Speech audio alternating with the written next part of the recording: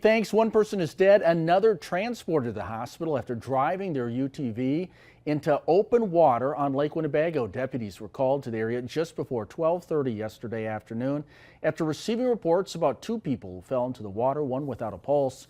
Those people have been identified as a 56-year-old Fond du Lac man and a 67-year-old man from Tachita. Rescue crews were eventually able to bring them both to shore. The driver was treated for hypothermia and the passenger was pronounced dead shortly after reaching the hospital.